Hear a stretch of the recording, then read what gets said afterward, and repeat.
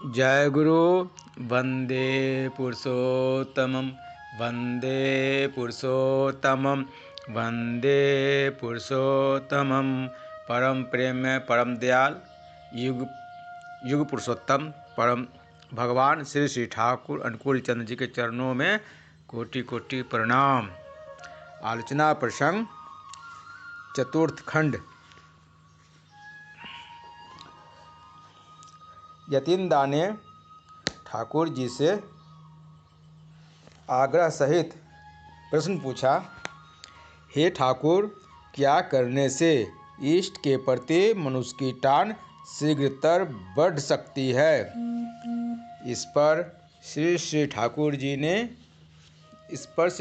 जी ने कहा, कुछ नहीं, बल्कि यह सीधी बात है। कहना चाहिए, ठाकुर, तुम्हारे सिवाय मैं और किसी को कुछ नहीं जानता हूँ, और जो कुछ भी करना है सब उन्हीं के लिए, उनको ही देना चाहिए। वे जिससे प्रसन्न हों उसी काम को करना चाहिए। जिस बात को वे पसंद नहीं करते वैसा आचरण भूल से भी नहीं अपनाना चाहिए। ऐसा करने से उनके प्रति टान भी बढ़ जाती है।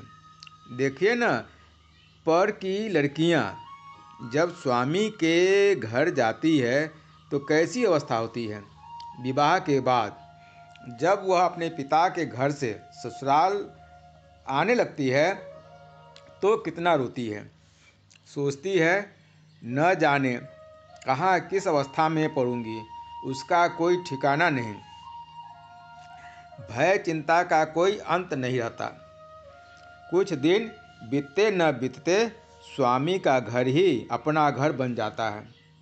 उसके बाद वह अपने बाप के घर में अधिक दिन नहीं रहना चाहती है। कहती है, मैं जब वहाँ नहीं रहती हूँ तो सास ससुर की सेवा क्षेत्र नहीं हो पाती है। मैं और अधिक दिनों तक नहीं रह सकती, शीघ्र ही जाऊंगी।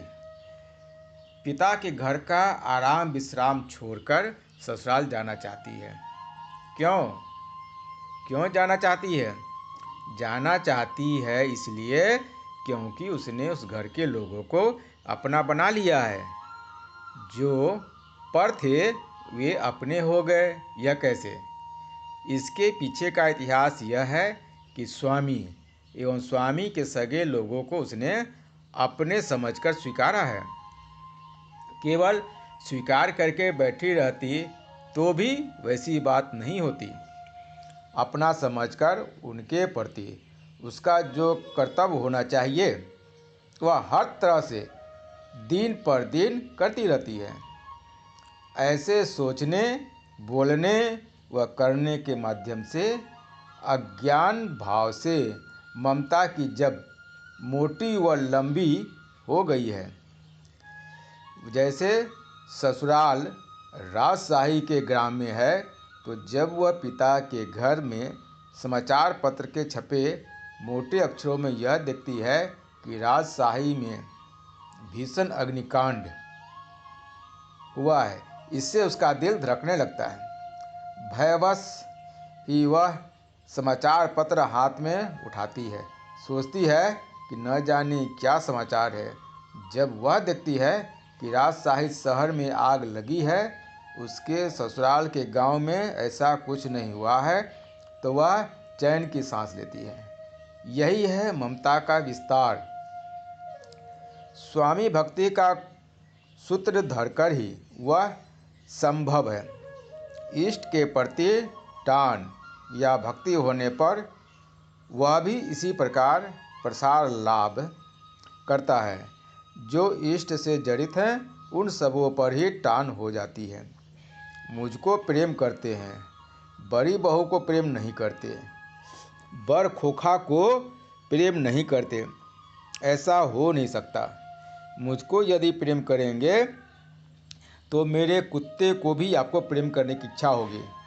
किंतु इस प्रेम का विस्तार जितना ही क्यों न हो, उसकी जड़ में निष्ठा रहती है।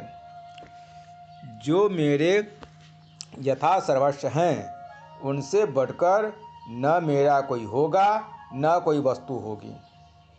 जिसके साथ मेरी मित्रता कितनी होगी उसका मापदंड है कि मेरे वांछित के साथ उस व्यक्ति का संपर्क कैसा है। जो मुझको प्यार करता है, मेरे लिए बहुत कुछ करता है, जिसको पाकर मैं खुश होता हूँ। यदि ऐसा कोई व्यक्ति गुस्से में आकर आपका कान मल दे तो आप उसे संबंध नहीं तोड़ेंगे, क्योंकि आप मुझको प्रेम करते हैं। क्योंकि आप उस समय सोचेंगे मेरा उसने कान मल दिया, फिर भी मेरे ठाकुर की सुख सुविधा के लिए वह काफ़ी करता है। कहावत भी है, दुधार गाय की दो लात भी भली।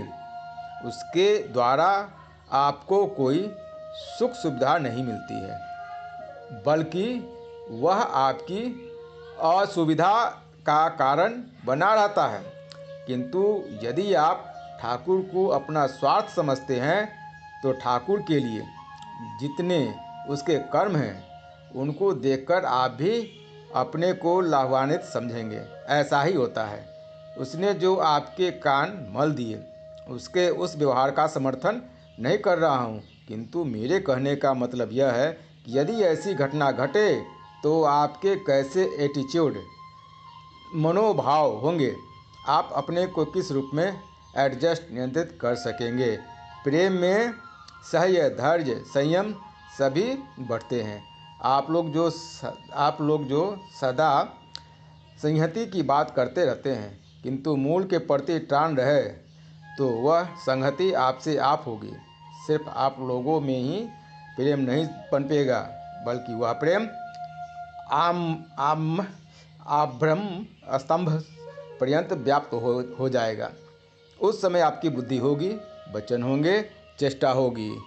आभ्रमम स्तंभ पर्यंत जगत नृत्यंतु धीरे धीरे यत्र यत्र नेत्र पड़े तत्र तत्र कृष्ण स्फुरे की तरह हो जाएगा। यह यथार्थ जहाँ भी दृष्टि पड़ेगी वहाँ कृष्ण का ही स्मरण दिख पड़ेगा। जय गुरु, वंदे पुरुषोत्तम।